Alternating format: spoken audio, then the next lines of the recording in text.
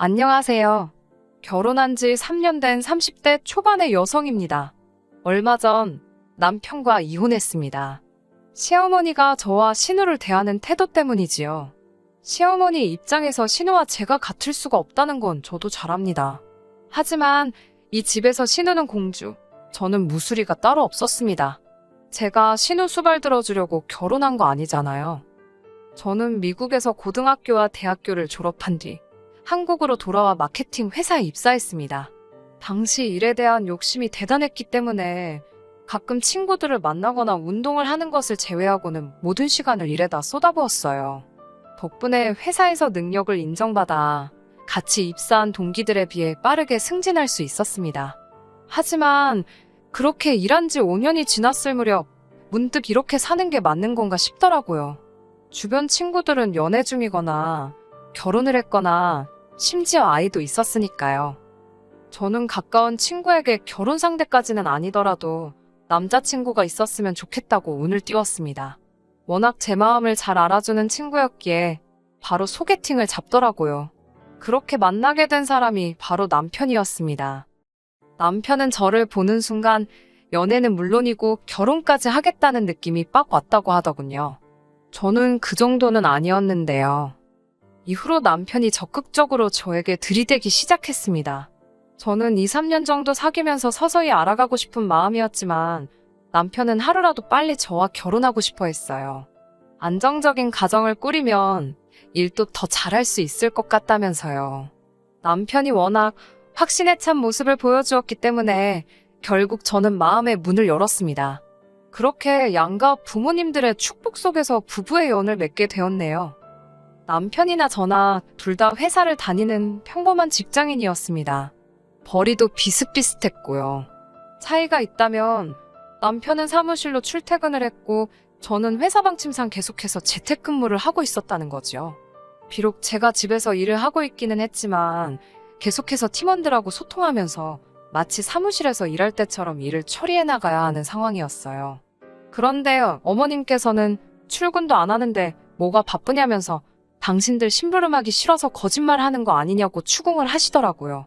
100번 양보해서 그렇게 생각하신 건 두 분 다 재택근무를 잘 모르셔서 오해하신 거라고 이해하려고 했습니다. 하지만 이때부터 제 마음이 상하기 시작했던 건 맞는 것 같네요. 그러다 제가 진짜로 이혼을 결심하게 된 건 어머님께서 점점 도가 지나친 것들을 제게 바라셨기 때문이에요. 하나하나 다 열거할 순 없고 가장 제가 힘들었던 것만 말씀드릴게요. 어머님께서는 저에게 신우를 마치 제 피부치처럼 챙기라 하셨습니다.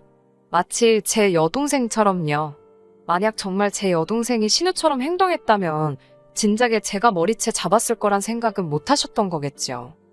남편에게는 2살 어린 저랑 동갑내기인 여동생이 있습니다. 제가 이렇게 말해도 될지 모르겠지만 사는 게 영 마땅치가 않아요. 남편한테 들은 바로는 몇 년 전 신우가 사귀던 남자가 있었대요. 시부모님은 물론이고 남편에게도 소개시켰을 만큼 신우는 그 남자를 결혼 상대로 여겼답니다. 그런 와중에 신우가 임신을 하게 되었고 마음이 급해진 시부모님께서 결혼을 서두르기 시작했지요. 그런데 남자 쪽 반응이 영 신통치가 않더래요. 알고 보니 남자는 이미 애가 둘 있는 유부남이었지요. 이 사실을 알게 된 시댁은 발칵 뒤집히고 한바탕 난리가 났습니다. 누구보다 당사자였던 신우는 큰 충격으로 아이를 떠나보냈고 이후로 한동안 아무것도 못하고 산송장처럼 살았다네요. 그때에 비하면 지금은 정말 많이 나아진 거라고요. 그런 과거가 있어서인지 신우에 대한 시부모님의 애착은 상상을 초월했습니다.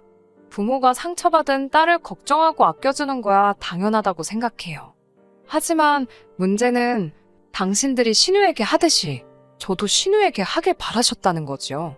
솔직히 신우의 과거가 어떻건 간에 같은 여자로서 유감이고 안쓰러웠던 건 사실입니다. 하지만 그렇다고 해서 제가 신우를 떠받들고 막말로 모셔야 할 이유는 아니잖아요. 결혼식을 올리고 얼마 지나지 않았을 때 있었던 일입니다. 신혼여행을 유럽으로 갔었는데 거기서 명품백을 하나 샀어요.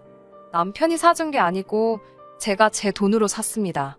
쑥스러운 말이지만 그때 산 명품백이 제 인생 첫 명품백이었어요. 친정부모님도 근검절약이 몸에 배신 분들이고 저도 굳이 필요성을 느끼지 못했었거든요. 얼마 뒤 온 가족이 모여 저녁을 먹기로 한 날이었습니다. 낮에 친구 결혼식이 있었기에 평소보다 좀 더 신경 쓴 차림새에 가방도 신혼여행 때 산 명품백을 메고 있었어요. 그 핸드백이 문제가 될 줄은 정말 상상도 못했네요. 식당에 도착했을 때부터 신우의 시선은 오로지 제 핸드백에 고정되어 있었습니다. 처음에는 가방이 너무 예쁘다며 칭찬을 하더니 눈으로 이리저리 살피더라고요. 얼마나 뚫어지게 쳐다보던지 제가 다 민망할 지경이었어요. 저는 무한한 마음에 신혼여행 때 큰맘 먹고 산 거라고 한마디 덧붙였습니다. 그러자 신우가 한번 매보면 안 되냐고 묻더군요. 신우도 사고 싶어 그런가 싶어서 한번 매보라고 별 생각 없이 가방을 건네주었어요. 그랬더니 신우가 마치 어린아이처럼 가방을 품에 안고는 이거 자기 주면 안 되냐입니다. 어이가 없었지만 웃으면서 안 된다고 이리 돌려달라고 했어요. 솔직히 자리에는 어머님 아버님도 보고 계시고 남편도 있었으니 누가 나서도 나서서 중재를 해줄 거란 생각도 있었고요.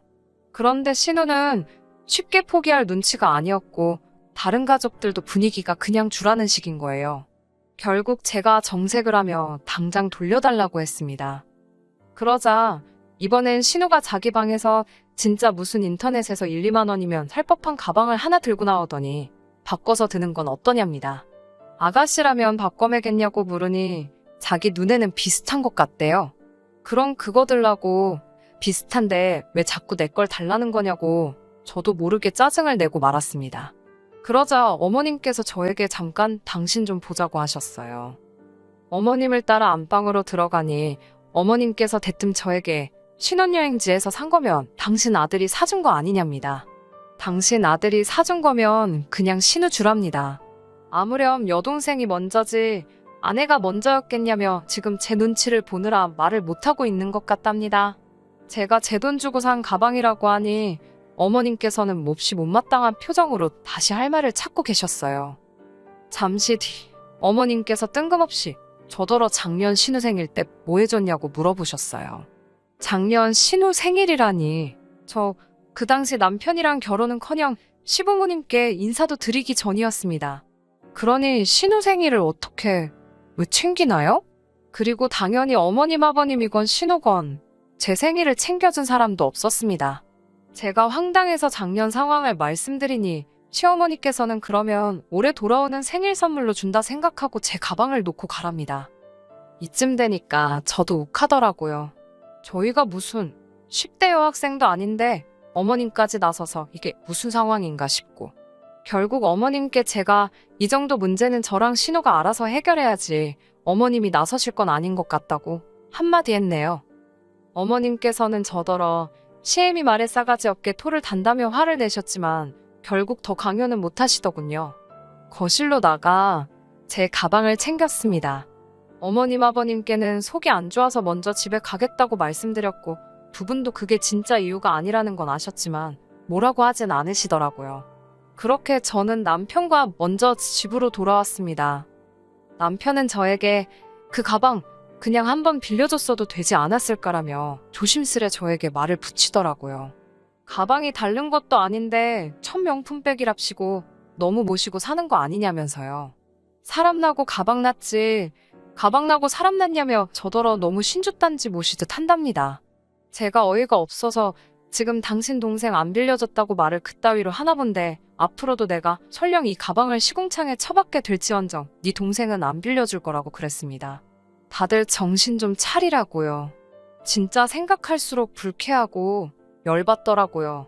처음부터 왜 신우는 말도 안 되는 부탁을 해서 이런 곤란하고 유치한 상황을 만든 건지 앞으로 신우랑 얽히지 말아야겠다는 아주 확고한 생각을 갖게 된 날이었어요. 핸드백 사건 이후로 시어머니와 신우는 완벽한 한 팀이 되었고 저는 저밖에 모르는 이기적인 사람으로 낙인이 찍혔습니다.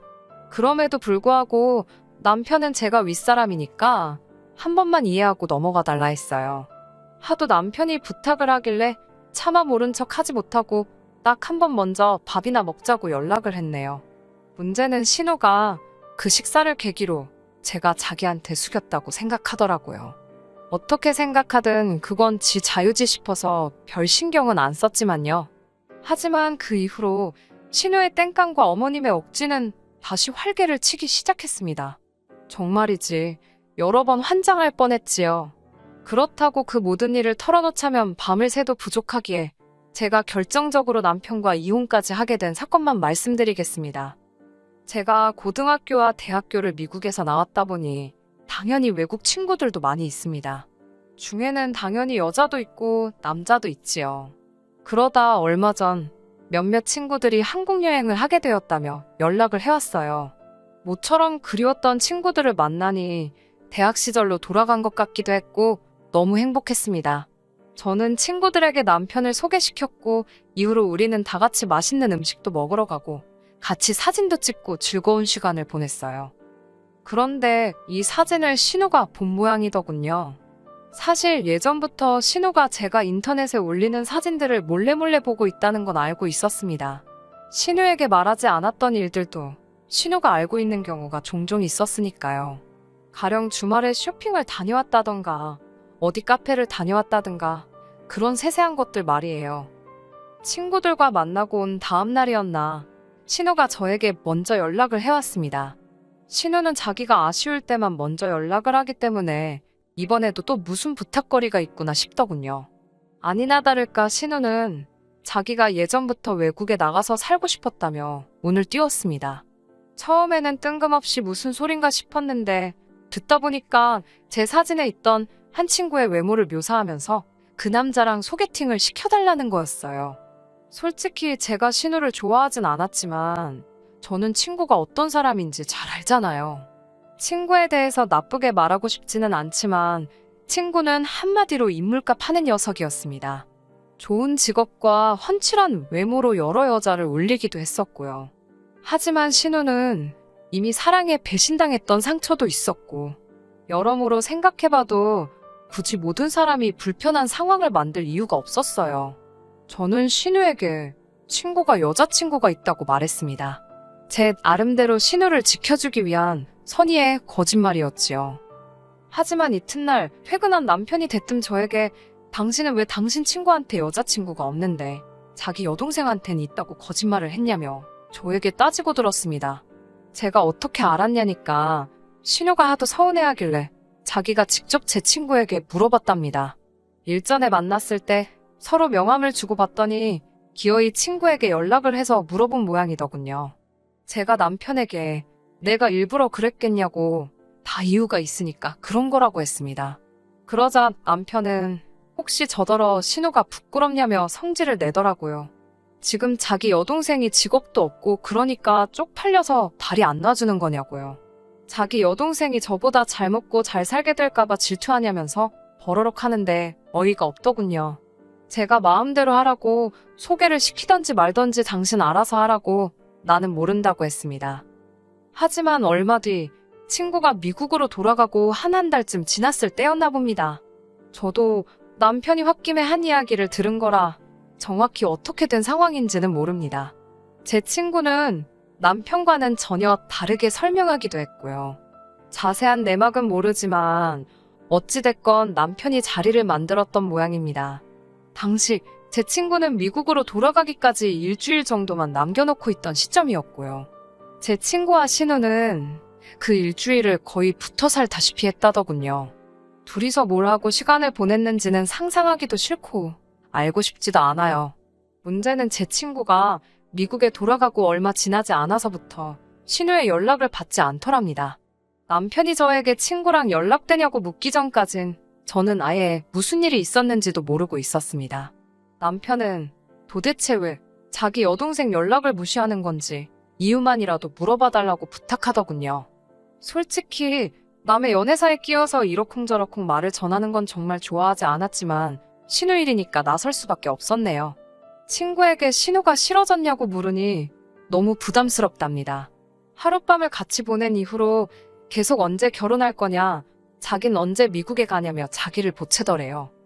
반면 신우는 제 친구가 자기를 갖고 놀았다면서 자기는 모든 걸 다 줬다면서 이게 다 저 때문이랍니다. 유유상종이라면서 제가 자기 인생을 다 망쳐놨다나요. 저도 듣다 어이가 없고 화가 나서 일주일 만에 남자한테 모든 걸 다 준 여자가 이상한 거 아니냐고 뭘 믿고 다 줬냐고 쏘아붙였습니다. 애도 아니고 나이가 30이면 적어도 똥인지 된장인지 분간은 할 줄 알아야 할 거 아니냐고요. 그러자 이번에도 어머님께서 애가 세상 물정을 잘 몰라서 그런 건데 그렇게까지 말을 했어야 하냐면서 그 새치어로 사람을 죽일 수도 있고 살릴 수도 있는 거라며 말 조심하랍니다. 자기 딸이 하는 말은 철없이 뜻없이 하는 말이고 제가 하는 말은 비수라도 된다는 식이셨지요. 어머님의 이중잣대에 지칠 대로 지쳐가고 있었습니다. 신우는 이후로 또 알아 누웠습니다. 남편 말에 의하면 몇 년 전 그때만큼은 아닌 것 같으니 너무 미안해할 것 없답니다.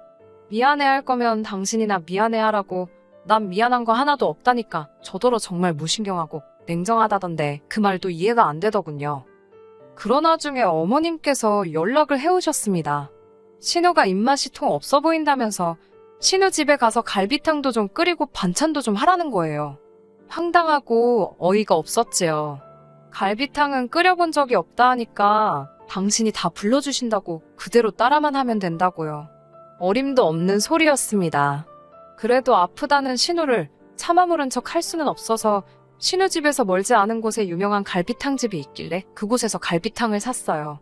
반찬 가게에 들려 이것저것 먹음직스러워 보이는 것도 몇 개 준비했고요. 남편이 같이 가자길래 마음대로 하라고 했습니다.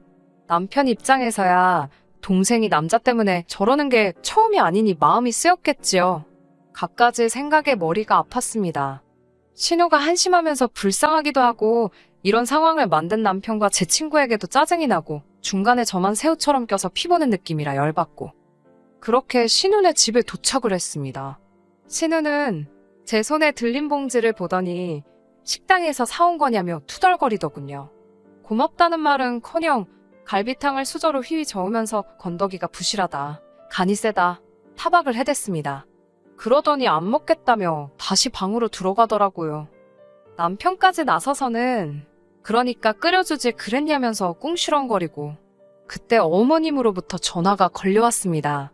혼자 사는 시누이가 너 때문에 아파서 끙끙 앓고 있는데 갈비탕 하나 끓여 먹이는 게 그렇게 힘드냐입니다. 사다 먹일 시간은 있고 끓여 먹일 시간은 없냐면서 저희 친정어머니가 아프셔도 사다 먹였을 거냐고요. 무리한 부탁이고 염치 없는 소리라는 걸 모르시는지 정말 복장이 터지겠더라고요. 결국 제가 그렇게 안쓰러워 죽겠으면 신우 좀 데리고 사시라 했습니다.